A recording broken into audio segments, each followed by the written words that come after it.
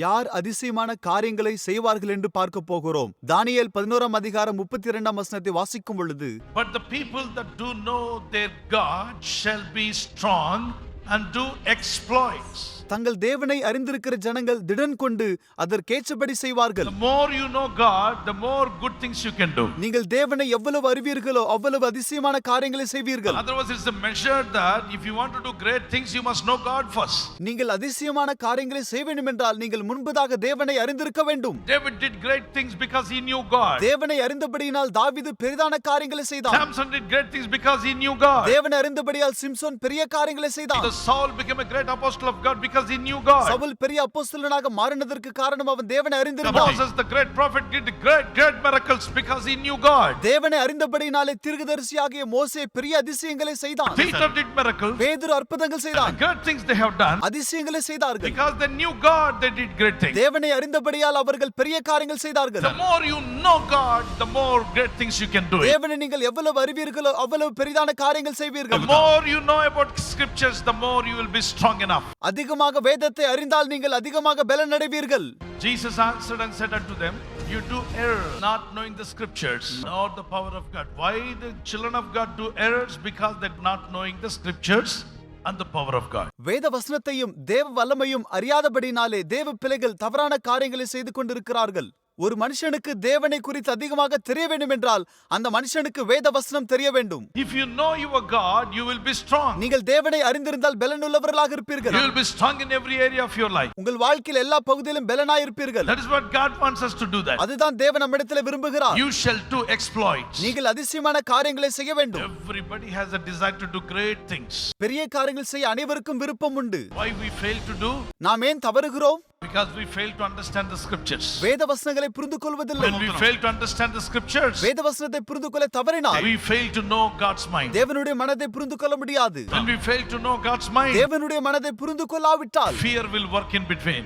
பயம் செயல்பட துவங்கும். When the fear comes, பயம் வரும் பொழுது destruction comes. அழிவு நேரிடும். Obstacles, தடைகள் வரும். so many problems. அநேக பிரச்சனைகள் வரும். So to overcome fear, பயத்தை மேற்கொள்ள to be more strong, நீங்கள் பலனுள்ளவர்களாக இருக்க we all must know God. நாம் அனைவரும் தேவனை அறிந்திருக்க வேண்டும். To know God, தேவனை அறிந்து கொள்ள three things will help you. 3 காரியங்கள் உதவி செய்யும். How to know more about God? எப்படி தேவனை குறித்து அதிகம் தெரிந்து கொள்ள முடியும்? First, the word of God and scriptures we must know. முதலாவது வேத வசனத்தை நாம் புரிந்து கொள்ள வேண்டும். Next, we must have faith in God. இரண்டாவது தேவன் மேல் விசுவாசம் இருக்க வேண்டும். Third, depend on the Holy Spirit of God. மூன்றாவது பரிசுத்த ஆவியை சார்ந்திருக்க வேண்டும். Any trouble, any trials or any struggles, any sufferings, if I go through, I will overcome because I am strong enough. நான் பலனுள்ளவனாய் இருக்கிறபடினாலே எத்தனை கஷ்டங்கள் சோதனைகள் வந்தாலும் அவைகளை நான் சாதித்து மேற்கொள்வேன்.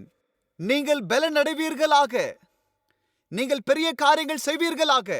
அவசியமில்லாத காரியங்களில் சிக்குண்டு வாழ்க்கையை பரிதாபமாக மாற்றுகிறார்கள். பொறுங்கள். நட்பு கொள்வதற்கு முன் கொஞ்சம் யோசனை செய்யுங்கள். With whom are you having friendship? You have to make sure before you choose somebody, is that person is a godly person? Is that person has a God fear? You have to check the first. ஒருவரை தெரிந்து கொள்வதற்கு முன்பதாக அந்த மனிதர் பக்தியுள்ளவரா, தேவனுக்கு பயப்படுகிறவரா என்பதை குறித்து நீங்கள் பரிசோதிப்பது மிகவும் அவசியமாயிருக்கிறது. ஒருவேளை நீங்கள் நேரடியாக அல்லாமல் சமூக வலைத்தளங்களை கொண்டு மற்றவர்களுடன் பேசலாம். ஆனால் இவைகள் கூட உங்களை வழிவிலக செய்துவிடும். ஹாய் என்று அனுப்பி வாழ்க்கையை தொலைத்தவர்கள் அநேகர் உண்டு. ஒரு குறுந்தகவலுக்கு மறு தகவலை ஒரு பெண் அனுப்பினால் அவ்வளவுதான், வாழ்க்கையை நாசமாகிவிட்டது. அவள் 80% தீக்காயத்துடன் மரணப்படுக்கையில் இருக்கும் பொழுது என்ன நடந்தது என்று வாக்குமூலம் கேட்கும் பொழுது, இப்படிப்பட்டதான ஒரு அவல நிலைமை உனக்கு நேரிடுவதற்கு, தீக்காயம் ஏற்படுவதற்கு என்ன நடந்தது கேட்கும் பொழுது அவள் என்ன சொன்னால் தெரியுமா? முதலில் நாங்கள் பேசிக்கொண்டோம், அதன் பின்பு கொஞ்சம் நட்பு நெருக்கமானது, அதன் பின்பு நட்பு உறவானது, அதன் பின்பு இன்னும் நெருக்கமானது, அதன் பின்பு பரிதாபமாக மாறிப்போனது. முதலில் அவர் எனக்கு ஹாய் என்று அனுப்பினார், அதற்கு நான் ஓய் என்று அனுப்பினேன். ஹாய்க்கு ஓய் என்று அனுப்பி கடைசியிலே தீக்காயத்துடன் மருத்துவமனையிலே சேர்க்கப்பட்டு அனைவரும் அழுது கொண்டிருக்கிறார்கள். பரிதாபத்தில் முடிந்தது. ஹாய் என்று அனுப்பாமல் இருந்திருந்தால் நன்றாயிருந்திருக்கும். அவனுக்கு மறு உத்தரவு அனுப்பி என்னதான் நடக்கப் போகிறது? அவசியமில்லாத உறவுகளில் சிக்குண்டு கடைசியில் பரிதாபத்தில் முடிவடை போகிறது. பொறுங்கள். நட்பு கொள்வதற்கு முன் சற்று சிந்தியுங்கள். வேதாகமத்தில் நல்ல நண்பனை குறித்தும், உண்மையான நண்பனை குறித்தும், நீதியுள்ள நண்பனை குறித்தும், உதவுகிற நண்பனை குறித்தும் வாசிக்கிறோம். ஜெபியுங்கள், அவசரப்பட வேண்டாம். ஆகாத சம்பாஷணை நல்லொழுக்கங்களை கெடுத்துவிடும் என்று வேதம் சொல்லுகிறது. நல்லோரையும் கெடுப்பது என்ன தெரியுமா? அவசியமில்லாத நட்புதான். ஆப்பிள் ஒன்று கூடையிலிருந்து வெளியே குதித்ததாம். ஏன் என்று கேட்டதற்கு, அழுகிப்போன ஆப்பிள்களை சுத்தம் செய்ய போகிறேன் என்றதாம். வேண்டாம், போகாதே, அங்கு போனால் நீயும் கெட்டுவிடுவாய் என்று சொன்னதற்கு, இல்லை இல்லை, நான் அவர்களை ரட்சிக்கப் போகிறேன் என்று சொன்னதாம். அவர்களை நான் சீர்படுத்தப் போகிறேன் என்று சொல்லி புரண்டு போனது. நான் உங்களை சீர்படுத்த வந்திருக்கிறேன் என்று சொன்னதாம். சரிதான், வா என்று அழைத்தன. கடைசியில் இதுவும் கூட அழுகி போய் கெட்டு போனது. மேன்மையான வாழ்க்கையை தேவன் உங்களுக்கு தந்தும் அதை அழித்து போடுகிறீர்கள். இந்நாளில் தேவ எச்சரிப்பு என்ன தெரியுமா? தகாத நட்பு கொண்டிருக்க வேண்டாம். வீணான நட்பு உங்கள் வாழ்க்கையை கெடுத்துவிடும். எவ்வளவு நல்ல ஆணானாலும், எவ்வளவு நல்ல பெண்ணானாலும், யாராயிருப்பினும் தகாத நட்பு உங்களை கெடுத்துவிடும், நாசமாக்கிவிடும். ஃப்ரெண்ட் என்கிற வார்த்தையினுடைய அர்த்தம் என்னவாய் இருக்கும் தெரியுமா? Boyfriend end. It will end one day. Girlfriend end. Best friend end. Close friend, near friend, new friend end. End is there for everything. End is there. For the love of Jesus will never end. ஆனால் இயேசுவின் அன்பு ஒரு காலமும் மாறாது. உனக்காக தன்னையே தியாகம் செய்த நண்பன் இயேசு ஒருவரே. அவருடன் இசைந்திருப்போமாக. God bless India. Bible says honor your father and mother. Ephesians chapter 6 verse 1 and 2. எபேசியர் 6:1-2 படி நாம் அனைவரும் கூட நம்முடைய தகப்பனையும் தாயையும் கனம் பண்ண வேண்டும். Exodus chapter 20 verse 12, in the 10 commandments God said honor your father and mother. யாத்திராகமம் 20:12 தகப்பனையும் தாயையும் கனம் பண்ணுவாயாக என்று வாசிக்கிறோம். If you want God to bless you with a long life, you should honor your father and mother. தேவன் உங்களை நீடித்த நாட்களினால் ஆசீர்வதிக்க வேண்டும் என்றால் நீங்கள் உங்கள் தகப்பனையும் தாயையும் கனம் பண்ண வேண்டும். God is teaching all mankind you should honor your father. So in order if you are able to honor your father, definitely you will also honor the father of the universe. தகப்பனை கனம் பண்ண வேண்டும் என்று தேவன் கற்றுக் கொடுக்கிறார். நாம் சரீர பிரகாரமான தகப்பனை கனம் பண்ண முடிந்தால் இயல்பாகவே பரலோக தேவனை நாம் கனம் பண்ணுவோம். What is the meaning of father? F stands for friendly, A stands for amazing, T stands for teacher, H stands for hero, E stands for encourager, R stands for role model. நம்முடைய தகப்பன் நமக்கு ஒரு நண்பனாகவும், அற்புதமானவராகவும், ஒரு நல்ல ஆசிரியராகவும், நமக்கு உதாரண புருஷராகவும், நம்மை ஊக்குவிப்பவராகவும், நமக்கு முன்மாதிரியாகவும் கூட அவர் காணப்படுகிறார். பிள்ளைகளை ஆபத்திலிருந்து காப்பாற்றுகிறவரும், கண்களில் கண்ணீர் வராமல் உங்களை பார்த்துக் கொள்பவரும் தான் உங்கள் தகப்பன். எவ்வளவு கஷ்டங்கள் இருந்தாலும் அதை மனைவிக்கும் பிள்ளைகளுக்கும் சொல்லாமல் தனக்குள்ளாகவே வைத்துக்கொண்டு தேவைகளெல்லாம் சந்தித்து குறையில்லாமல் பார்த்துக் கொள்பவர் தான் தகப்பன். பிள்ளைகள் பசியினால் வாடாமல் அவர்களை போஷிக்கிறவர் தான் தகப்பன். உலகமே உங்களை பகைத்தாலும், உங்களை சோர்வடைய செய்தாலும், நீங்கள் தோற்று போனாலும் கவலைப்படாதே, நான் உன்னுடன் இருக்கிறேன் என்று சொல்பவர் தான் தகப்பன். உங்களை குறித்து மற்றவர்களிடம் பெருமையாக சொல்பவர் தான் உங்கள் தகப்பனாய் இருக்கிறார். தகப்பன் யார் தெரியுமா? தன் பிள்ளைகளுடைய முதல் உதாரண புருஷர். அவர்களுக்கு நடக்க கற்றுக் கொடுத்து அவர்களுக்கு இந்த உலகத்தை அறிமுகப்படுத்துவது யார் தெரியுமா? தகப்பன். தகப்பன் கடிந்து கொண்டால் கோபப்பட வேண்டாம். அவருக்கு உங்களை பிடிக்கவில்லை என்று அர்த்தம் அல்ல. அவர் உங்களுக்கு வேலை சொல்வதனால் நீங்கள் அடிமைகளும் அல்ல. நீங்கள் ஒரு காரியத்தை கேட்டும் தகப்பன் தரவில்லை என்றால் உங்களை அவர் வெறுக்கிறார் என்றும் அர்த்தம் அல்ல. உங்களை நேசித்து உங்கள் நலனை மட்டுமே விரும்புகிற ஒருவர் உண்டு. அவர் யார் தெரியுமா? அவர்தான் உங்களுடைய தகப்பன். ஒரு சிறு பையன் தகப்பன் ஷேவிங் பண்ணும் பொழுது கேட்டானாம், அப்பா, எனக்கு உங்களுடைய ஷேவிங் பிளேடை தருவீர்களா என்று கேட்டான். அப்பா தரமாட்டேன் என்று சொன்னாராம். தராததினால் நீ எனக்கு தகப்பனே இல்லை என்று அவன் அழுது புரளுகிறான். ஐயோ, என் மகன் புரண்டு புரண்டு அழுகிறான் என்று அவனுடைய அழுகையை நிறுத்துவதற்காக அவன் கேட்பதை கொடுக்க வேண்டும் என்று தகப்பனார் கத்தியை கொடுப்பாரா? எந்த தகப்பனும் தரமாட்டார். 4 வயது மகன் கத்தியை கேட்டால் ஏன் தகப்பன் தருவதில்லை? வெறுப்பினால் அல்ல, அன்பு நிமித்தமாக தரமாட்டார். அவன் கைவெட்டி கொள்ளுவான். அவனுக்கு கத்தியை பயன்படுத்த தெரியாது. அறியாமல் கழுத்து அறுபடலாம். எனவே சம்பவிக்கும் ஆபத்தை தகப்பன் முன்னறிந்தபடியினாலே ஆபத்தான காரியங்களை தரமாட்டார். தகப்பனுடைய அன்பை கெட்டகுமாரன் உவமையில் நாம் பார்க்க முடியும். வீட்டை விட்டு தகப்பனுடன் சண்டையிட்டு சொத்தில் தன் பங்கை வாங்கிக் கொண்டு வெகு தூரம் சென்று கெட்டு சீரழிந்து எல்லா விதமான பாவங்களையும் செய்து தன் சரீரத்தை கெடுத்துக்கொண்டு வியாதிப்பட்டு எல்லா பணத்தையும் செலவு செய்து களியாட்ட விடுதிகளுக்கு சென்று தன் வாழ்க்கையை சீரழித்துவிட்டு பன்றிகளை பராமரிக்கும் வேலைக்கு சேர்ந்தான். அவன் பன்றிகளுக்கு தவிட்டை போடும்போது அந்த பன்றிகள் சாப்பிடும் தவிட்டினால் தன் வயிற்றை நிரப்ப நினைத்தான். காரணம், சரியான ஊதியமில்லை, பசியினால் உயிர் போகிறது. இந்த சூழ்நிலையில் கெட்ட குமாரன் ஒரு விசை சிந்திக்க துவங்கினான். என் தகப்பனை எதிர்த்ததினால் எனக்கு இந்த நிலைமை ஏற்பட்டது. தீய நண்பர்களுடன் என் வாழ்க்கையை நாசமாக்கி கொண்டேன். என்னுடைய தகப்பனுடைய இருதயத்தை நான் காயப்படுத்தினேன். அவருடைய வார்த்தைக்கு நான் ஒரு காலமும் செவி கொடுத்ததில்லை. என் குடும்பத்தாரையும் கூட நான் மிகவும் வேதனைப்படுத்தினேன். உடன் பிறந்தவர்களையும் காயப்படுத்தினேன். பெற்றோர்களையும் காயப்படுத்தி என் வாழ்க்கையையும் நாசமாக்கிக் கொண்டேன் என்று அழுது கொண்டு என் தகப்பனிடத்தில் போனால் எப்படி இருக்கும்? அவர் என்னை ஏற்றுக்கொள்ள மாட்டார். சீப்போ என்று சொல்லுவாரோ? ஆயினும் என் தகப்பனை நான் வருந்தி கேட்கப் போகிறேன். என் தகப்பனுக்கு நிறைய வயல்வெளிகள் உண்டு. அநேக வேலைக்காரர்களும் வேலை செய்து கொண்டிருக்கிறார்கள். அப்பா, என்னை ஒரு வேலைக்காரனாக சேர்த்துக் கொள்ளும். நான் உங்களுக்கு மகனாக அல்ல, ஒரு வேலைக்காரனாக சார் என்று உங்களை அழைப்பேன். தயவு செய்து என்னை ஏற்றுக்கொள்ளும். உங்களிடம் உள்ள வேலைக்காரர்களை நன்றாக பார்த்துக் கொள்கிறீர். என்னையும் சேர்த்துக் கொள்ளுங்கள் என்று கேட்க முடிவு செய்தான். மனம் திரும்பி தகப்பனிடம் சென்றான். என் மகனுடைய வாழ்க்கை என்னவானதோ என்று தவித்துக் கொண்டிருக்கும் தகப்பன் மகனை தூரத்தில் பார்த்தவுடனே என் மகன் வருகிறான் என்று அவனுக்கு நேராக ஓடினான். என்னை வேலைக்காரனாக ஏற்றுக்கொள்ளும் என்று மகன் சொல்வதற்கு முன்னமே தகப்பன் அவனை அணைத்து முத்தமிட்டு, என் மகன் மரித்தான், மறுபடியும் பிழைத்தான், எனக்கு தூரமாய் போய் மறுபடியும் என்னிடம் வந்தான் என்று சொல்லி அவனை சேர்த்து கொண்டார். இதுதான் நம்முடைய பரலோக தேவனுடைய அன்பாய் இருக்கிறது. ஒருவேளை உங்களுக்கு தகப்பனின் அன்பு கிடைக்காமல் இருக்கலாம். உங்களை நேசிக்கிற பரலோக தேவன் உண்டு என்பதை மறந்து போக வேண்டாம். When you read the Proverbs 20:20, நீதிமொழிகள் 20:20 வாசிக்கும் பொழுது, if a man curses his father or mother, his lamp will be put off in darkness. தன் தகப்பனையும் தன் தாயையும் தூஷிக்கிறவனுடைய தீபம் கார் இருளில் அணைந்து போம் என்று வாசிக்கிறோம். So never curse your father and mother. உங்களுடைய பெற்றோரை நீங்கள் தூஷிக்க வேண்டாம்.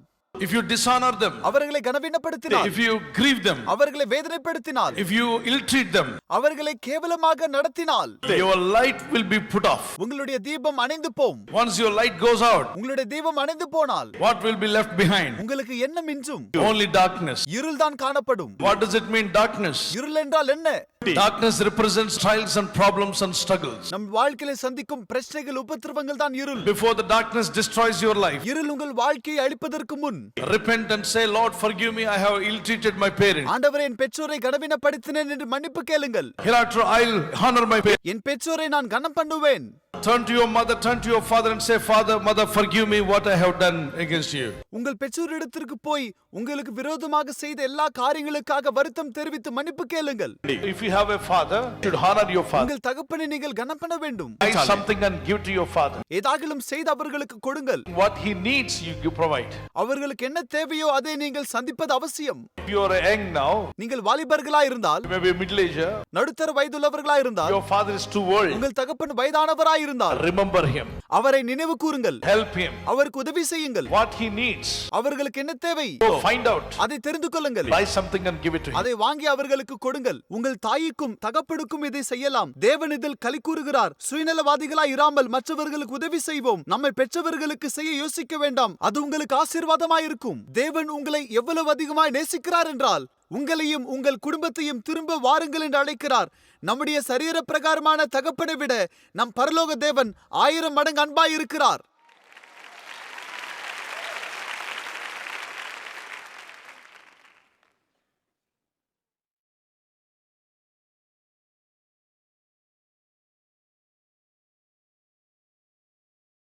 விலை உயர்ந்த கைபேசியானாலும் சார்ஜிங் இல்லை எனில் செயல்படாது.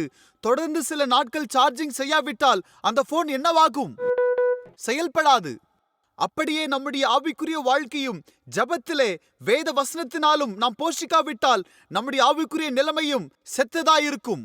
அப்படியே நமக்கு கூட நாம் பெரியவர்களாயினும் சிறியவர்களாயினும் நமக்கு ஆவிக்குரிய உணவு அவசியம். தேவ வசனமே நம்மை உயிர்ப்பிக்கும். நம்மை உயிர்ப்பிப்பது என்ன தெரியுமா? தேவனுடைய வசனம்தான்.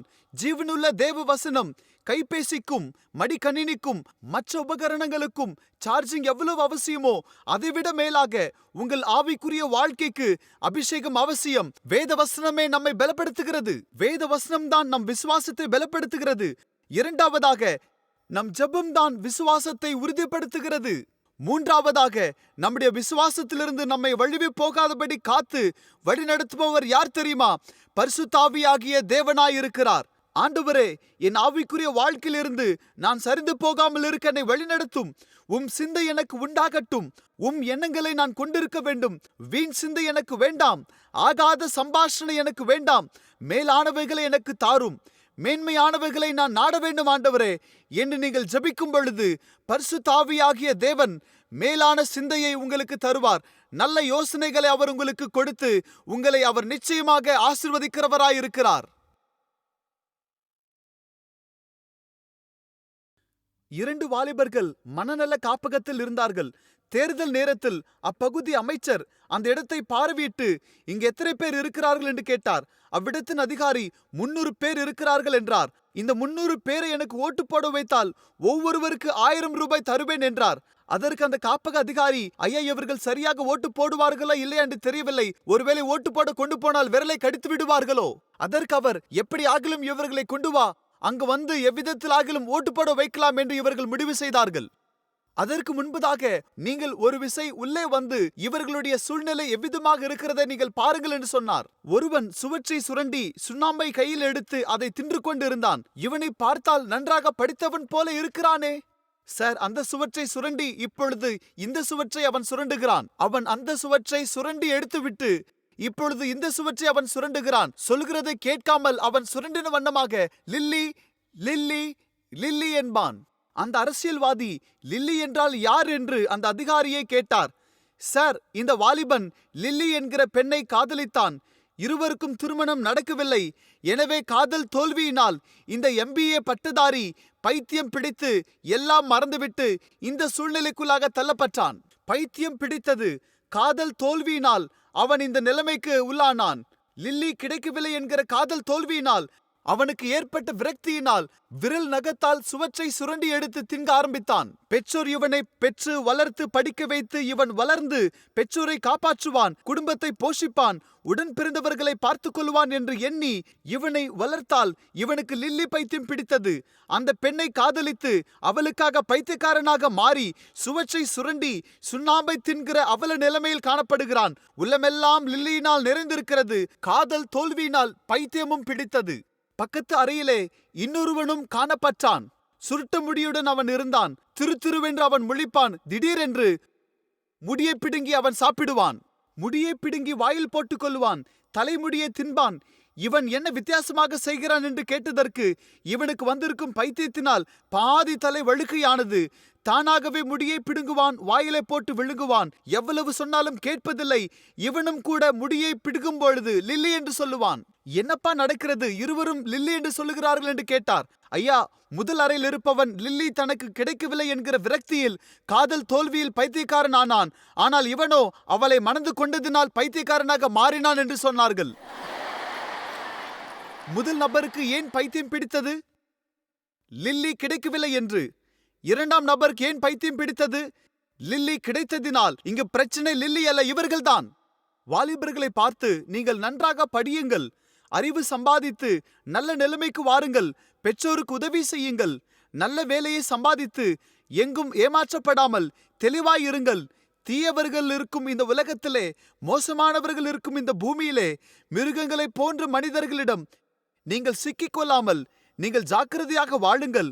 நீங்கள் நாட்டிற்கும் குடும்பத்திற்கும் சபைக்கும் பயன்படுகிறவர்களாய் மாற வேண்டும் என்று அவர்களுக்கு அறிவுரை கூறினால், அவர்களோ ஒருவன் தன் இருதயத்தை லில்லிக்கு தந்தேன் என்கிறான். எல்லாரும் காதல் வசப்பட்டு வாழ்க்கையை சீரழிக்கிறார்கள், மனதை கெடுத்துக் கொள்கிறார்கள். வீணானவைகளுக்கு தங்கள் இருதயத்தை தந்ததினால் இவர்களுக்கு இப்படி நேர்ந்தது. அநேக வாலிபர்கள் என் இருதயத்தை பறிகொடுத்து விட்டேன் என்பார்கள். என்ன ஒரு பைத்தியமான செயல் இது! பெற்றோர் சொன்னாலும் கேட்பதில்லை. மகளே, அவன் உன்னை சரியாக பார்த்து கொள்ள மாட்டான் என்று சொன்னாலும் கேட்பதில்லை. அவனை பெற்றவர்களை இவளை பார்த்து அவன் ஊதாரித்தனமாய் சுற்றுவான், அவன் மதிக்க மாட்டான். அவனை நீ எப்படியம்மா காதலித்தாய் என்று அவர்கள் சொன்னாலும் கூட, நீ என்னுடைய மகனோடு வாழ முடியாது, இவன் நல்லவனே அல்ல, தீய பழக்கங்கள் அநேகம் இருக்கிறது, இவனை மணந்தால் வாழ்க்கை முழுவதும் நீ கவலைப்பட்டு கொண்டுதான் காணப்பட வேண்டும் என்று சொன்னாலும் என் மனதை பறிகொடுத்தேன் என்பார்கள். உங்களுக்கு வேறு வேலையே இல்லையா? உங்களை படிக்க அனுப்பினது மனதை பறிகொடுப்பதற்காகவா? நன்றாக படித்து நல்ல நிலைமைக்கு வருவாய் என்று நினைத்து நல்ல இடத்துல நீ வாழ்வாய் என்று நினைத்தால், நீ ஒரு நல்ல குடும்ப தலைவியாக உன் முழு குடும்பத்தையும் பக்தியில் வழிநடத்துவாய் என்று எண்ணினால், நீ கண்டவனுக்கெல்லாம் உன் மனதை பறிகொடுக்கிறாய். அப்படி அநேக ஆண்களும் நான் செத்தாலும் சாவேன், ஆனால் அவள் இல்லாமல் வாழ முடியாது என்பார்கள். என் மனதை பறிகொடுத்தேன் என்று சொல்வார்கள். தேவன் உங்களுக்கு மனதை தந்தது பறிகொடுப்பதற்காக அல்ல, அதை பயன்படுத்துவதற்காக தான்.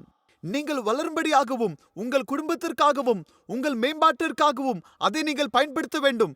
நாம் இருதயத்தை யாருக்கு தர வேண்டும் என்றால், ஆணுக்கல்ல பெண்ணுக்கல்ல, இருதயத்தை தந்த தேவனுக்கு தான் இருதயத்தை தர வேண்டும். Bible says that you have to guard your heart. உங்கள் இருதயத்தை காத்துக்கொள்ள வேண்டும் என்று வேதத்தில் வாசிக்கிறோம். Young children, guard your heart. வாலிபர்களை இருதயத்தை காத்துக்கொள்ளுங்கள். Don't give place to anybody in your heart, only God and God's word. தேவனுக்கும் தேவ வார்த்தைக்கு அல்லாமல் வேறு யாருக்கும் இருதயத்தில் இடம் தர வேண்டாம். Because God will never damage. தேவன் இருதயத்தை சேதப்படுத்த See, மாட்டார். for example, the Creator, if He comes to your heart, He will never damage. He will repair it. He will keep it clean. சிருஷ்டிகர் உங்கள் இருதயத்தில் வந்தால் சேதப்படுத்த மாட்டார். அதை சீர்படுத்தி அதை சுத்தமாக வைத்துக் கொள்வார். If anybody, worldly people comes into your heart, will they damage or not? உலகத்தார் அதை சேதப்படுத்துவார்கள். உலகத்தாருக்கு இருதயத்தில் இடம் கொடுத்தால் நிச்சயம் அதை அவர்கள் பாழாக்குவார்கள்.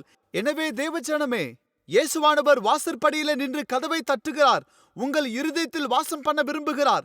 எனக்கு பிரியமான தேவ ஜனங்களே, இந்நாளில் உங்கள் இருதயத்தை பாதுகாக்க வேண்டும். வேத வசனங்களால் அதை நிரப்ப வேண்டும். வேத வசனம் உங்களை ஆசீர்வாதத்திற்குள்ளாக வழிநடத்தும். எரேமியா 17:9 இருதயம் திருக்குள்ளதும் மகா கேடுள்ளதுமாய் இருக்கிறது என்று வாசிக்கிறோம். தேவனே அதை சீரமைக்க முடியும். எனவே கெட்டுப்போன நம்முடைய இருதயத்தை தேவனுக்கு ஒப்புக்கொடுங்கள். அவர் அதை சீரமைத்து பரிசுத்தப்படுத்துவார். நம்முடைய பாவமான இருதயத்தை ரட்சிக்கும்படியாக அவருடைய குற்றமற்ற இருதயத்திலே ஈட்டினால் குத்தப்பட்டார். இன்று அவரை விசுவாசிக்கும் பொழுது அவருடைய மாசற்ற இரத்தம் உங்கள் இருதயத்தை கழுவி எல்லா பாவத்திலிருந்தும் உங்களை விடுதலையாக்கி உங்களுக்கு நித்திய வாழ்வை மாத்திரமல்ல, ரட்சிப்பின் அனுபவத்தை தருகிறது. Hereafter, don't skip any Sunday. Every Sunday you have to come to the factory. ஒவ்வொரு ஞாயிற்றுக்கிழமையும் நீங்கள் தொழிற்சாலைக்கு வர வேண்டும் என்று சொன்னார்கள். Then this man said, I am a believer of Jesus Christ. நான் ஒரு கிறிஸ்தவனாய் இருக்கிறேன் என்று சொன்னார். I gave word to my God. என் தேவனிடத்தில் வாக்கு பண்ணியிருக்கிறேன். Every Sunday, me and my family will go to church. ஒவ்வொரு ஞாயிறும் என் குடும்பத்தாரோடு நான் சபைக்கு போவேன். We will worship there. அங்கு நாங்கள் ஆராதிப்போம். We will hear the word of God from the man of God. தேவனுடைய வார்த்தை தேவனுடைய தாசனை கொண்டு கேட்போம். That's my commitment to God. இது என்னுடைய அர்ப்பணிப்பாய் இருக்கிறது. I will recharge my spirit, my wife, my children, all of us, our spirit. We will recharge, we will pray and meditate God's word and come back to home. ஒவ்வொரு ஞாயிறும் நானும் என் குடும்பத்தாரும் தேவனுடைய சமூகத்திலே நேரத்தை செலவு செய்து எங்களை நாங்கள் பலப்படுத்திக் கொள்வோம் என்றான். So please forget about Sunday. I cannot come to factory. ஞாயிற்றுக்கிழமை நான் தொழிற்சாலைக்கு வரவே முடியாது என்று சொல்லியிருந்தான். Forget me about Sunday. ஞாயிற்றுக்கிழமை என்னை மறந்து விடுங்கள். And I have to go to church. நான் சபைக்கு போய் தான் ஆக And வேண்டும். the factory people said, no, hereafter you are not supposed to come to our job. You resign right now because you said that your church is greater than factory. Prayer is more greater than your job. So better be in the church. We fired you out of the company. Today onwards you are terminated. You have to leave the job. உனக்கு தொழிற்சாலையை விட சபையும் வேலை விட ஜெபமும் முக்கியமாய் இருக்கிறபடினாலே இனிமேலிருந்து நீ வேலைக்கு வர வேண்டாம். நீ சபையிலே உட்கார்ந்து கொண்டிரு. அங்கே நீ நேரத்தை செலவு செய். உன்னை நாங்கள் வேலையிலிருந்து தூக்கி விடுகிறோம் என்று அவர்கள் சொன்னார்கள். Now this man came home. வீட்டிற்கு இவன் திரும்பி வந்தான். Wife said, why are you sad? ஏன் வருத்தமாய் இருக்கிறாய் என்று மனைவி கேட்டாள். Say, I lost my job. என் வேலை இழந்து போனேன். Have you done anything wrong? ஏதாகிலும் தவறு செய்தாய் என்று கேட்டாள். He said, no, nothing wrong. நான் தவறு ஒன்றும் செய்யவில்லை. Why did they remove you from job? ஏன் உன்னை வேலை விட்டு தூக்கினார்கள்? And he told like this. காரணத்தை சொன்னார். Every Sunday because we go to church, ஒவ்வொரு ஞாயிறு நாம் சபைக்கு போவதினால், we are praying to God. தேவனை ஆராதிப்பதினால், They said that I cannot go to church if I work in that factory. அவர்கள் தொழிற்சாலையில வேலை செய்தால் சபைக்கு போக கூடாது என்றார்கள். They put a condition, you are not supposed to go to church. இனிமேல் நீ சபைக்கு போக கூடாது என்று கட்டளையிட்டார்கள். Every Sunday you have to come to factory. ஒவ்வொரு ஞாயிறும் நீர் தொழிற்சாலைக்கு வர வேண்டும். Then wife said, no bro, in that case if you lose job, don't worry, God will give better job. இதற்காக உன்னுடைய வேலை நீ இழந்து போனால் கவலைப்பட வேண்டாம். தேவன் உனக்கு நல்ல வேலை தருவார் என்று சொன்னாள். You didn't deceive their money. அவர்கள் பணத்தை ஏமாற்றவில்லை. You didn't misbehave there. அவர்களிடத்தில் தவறாக நடந்து கொள்ளவில்லை. Because you are attending church, they removed you, don't worry, God will bless us with a better job. சபைக்கு போவதனால் அவர்கள் வேலை விட்டு எடுத்து விட்டால் கவலைப்பட வேண்டாம். தேவன் உனக்கு நல்ல வேலை தருவார் என்று சொன்னாள். They both knelt down. அவர்கள் முழங்கால் படியிட்டு They prayed. ஜெபித்தார்கள். They said, oh God, you bless us. ஆண்டவரே எங்களை ஆசீர்வதியும். We know that you will bless us. நீர் எங்களை ஆசீர்வதிப்பீர். You are our source of blessing. நீர் எங்களுடைய ஆசீர்வாதத்தின் பிறப்பிடம். You will show the way to earn money. பணத்தை சம்பாதிக்க வழியை காண்பியும். How to feed our children. என் பிள்ளைகளை போஷிக்க. How to run our family. என் குடும்பத்தை பராமரிக்க. Give me new idea, oh God. புது திட்டத்தை தருவீராக. God, you have many ideas. ஆண்டவர் உமக்கு அநேக திட்டங்கள் உண்டு. Release a small idea for me. ஒரு திட்டத்தை எங்களுக்கு தாரும். I need an idea. எனக்கு ஒரு திட்டம் வேண்டும். So that I can feed my children. இதை கொண்டு என் பிள்ளைகளை நான் போஷிக்க முடியும். After his prayer, ஜெபம் பண்ணின பிறகு he started working in garden. அவருடைய தோட்டத்தில் வேலை செய்ய ஆரம்பித்தார். Since he was in the factory worker, In that factory, they used to make pins. அவர் வேலை செய்த இடத்திலே அவர்கள் ஊசியை தயாரித்தார்கள். He always used to keep one pin here. எப்பொழுதும் ஒரு ஊசியை அவர் தன்னுடைய மார்பு பக்கத்திலே வைத்திருப்பார். But one day he was working, after he lost his job, he is working in a garden. Suddenly, அவர் வேலை எழுந்து போய் தன் வயலிலே வேலை செய்து கொண்டிருக்கிற அந்த நேரத்திலே he felt that some insect is gone inside. ஒரு பூச்சி உள்ளுக்குள்ளாக போனதாக உணர்ந்தார். Then he hit like this. உடனடியாக இவ்விதமாக அடித்தார். And when he slapped on his chest, தன் மார்பிலே அவர் அடித்துக் கொள்ளும் பொழுது the moment when he touched his chest with the force, this pin went inside. வேகமாக அடித்தபடினாலே அவர் வைத்திருந்த ஊசி உள்ளுக்குள்ளாக குத்தினது. Penetrated inside, then he was bleeding. Then he called his wife. She said, "What happened to you?" ரத்தம் அதிகமாக கசிந்தது. மனைவி ஓடி வந்து உங்களுக்கு என்ன நேர்ந்தது என்று கேட்டால், Bring a player. இடுக்கியே கொண்டு வா என்றார். And then slowly they removed it. மெதுவாக அதை வெளியே எடுத்தார்கள். வேலை பறிபோனது என்கிற வேதனையில் இருக்கும் பொழுது ஏன் இந்த கஷ்டம் என்று மனைவி புலம்பிக் கொண்டு அவருக்கு முதலுதவி சிகிச்சை செய்தாள். He was just removed and he was looking at the pin. அந்த ஊசியை எடுத்து அதை பார்த்து கொண்டிருந்தார். He was asking God, "What happened to me? ஆண்டவரே, எனக்கு என்ன நேர்ந்தது என்றார். I lost my job. என் வேலையை இழந்து போனேன். Now this pin hurted me." இந்த ஊசி என்னை மிகவும் காயப்படுத்தினது. Suddenly God released an idea. தேவன் ஒரு புதிய எண்ணத்தை அவருக்கு கொடுத்தார். My son, என் மகனே, hereafter இதிலிருந்து you are going to innovate as something in the world. நீ ஒரு புதிய காரியத்தை உலகத்திற்கு கண்டுபிடிக்க போகிறாய். What is that, Lord? அது என்ன ஆண்டவரே என்று கேட்டார். You will make a safety pin. நீ சேஃப்டி பின்னை நீ கண்டுபிடிக்க போகிறாய் என்று தேவன் சொன்னார். அதுவரை கூர்மையான பின்னை தான் அவர்கள் தயாரித்தார்கள். சட்டை பொத்தானை உடைந்து போனாலும் அல்லது ஆடையின் 2 பாகங்களை இணைப்பதற்காகிலும் இப்பொழுது சேஃப்டி பின் இருக்குமாயின் அதை வால்டர் ஹண்ட் தான் கண்டுபிடித்தார். பணக்காரர்களிடம் இவர் சென்று, ஐயா, என்னிடம் ஒரு சிறந்த திட்டம் உள்ளது, சேஃப்டி பின்னை நாம் தயாரிக்கலாம் என்று சொல்லும் பொழுது அது என்ன என்று அவர்கள் கேட்கும் பொழுது, இதுவரை நம்மிடம் இருக்கும் பின் எல்லாம் நம்மை காயப்படுத்தும், ஆனால் இந்த சேஃப்டி பின் நம்மை காயப்படுத்தாது என்று தன்னிடம் உள்ள மாதிரிகளை காண்பிப்பார். இதை மட்டும் நம்மால் உற்பத்தி செய்ய முடிந்தால் உலகம் முழுவதற்கும் நாம் இதை கொண்டு செல்ல முடியும் என்று சொன்னவுடனே அந்த செல்வந்தர் மகிழ்ந்து அவருக்கு சில $100 கொடுத்தார். தற்காலத்தின் மதிப்பின்படி சில $1,00,000 கொடுத்தார். தேவன் அருளிய சில திட்டத்தை கொண்டு ஒரு நாளிலே அவர் பணக்காரராக மாறினார். அவர் சபைக்கு போனதினால் வேலை போனது. ஆயினும் தவறாமல் சபைக்கு சென்றார். தேவனுக்கு உண்மையாக இருந்தார். தேவன் கொடுத்த திட்டத்தை பயன்படுத்தி உலகத்திற்கு சேஃப்டி பின்னை கண்டுபிடித்து கொடுத்தார். தேவன் திட்டங்களை தருவார். உங்கள் குடும்பத்தை எப்படி போஷிக்க வேண்டும் என்று அவருக்கு தெரியும். வேலை பறிபோனாலும் நல்ல வேலை அவர் உங்களுக்கு தருவார். God can provide all your needs. If you lose anything, God can give it back. The best He can give it to you. ஒருவேளை நீங்கள் எதையாகலும் எழுந்து போனாலும் தேவன் உங்களுக்கு சிறந்ததை தர முடியும். Don't keep on murmuring against God. Just praise God. God will release His own wisdom to you. தேவனுக்கு விரோதமாக முறுமுறுக்க வேண்டாம். தேவனை துதியுங்கள். தேவன் தம்முடைய ஞானத்தை உங்களுக்கு தருவார். Don't go after money, but go after God who created you. பணத்திற்கு பின் போகாமல் உங்களை சிருஷ்டித்த தேவன் பின்பதாக போங்கள். God will open doors to earn money. பணத்தை சம்பாதிக்க தேவன் வாசலை திறப்பார். He will show you the way how to earn money. பணத்தை சம்பாதிக்கிற வழி அவர் உங்களுக்கு காண்பிப்பார். Because He is a creator, He has so many ideas. அவர் சிருஷ்டிகர், அவர் ஆலோசனையின் பிறப்பிடமாய் இருக்கிறார். Ask Him, He can give you a wonderful idea. கேளுங்கள், அவர் உங்களுக்கு சிறந்த திட்டத்தை தருகிறவராய் இருக்கிறார்.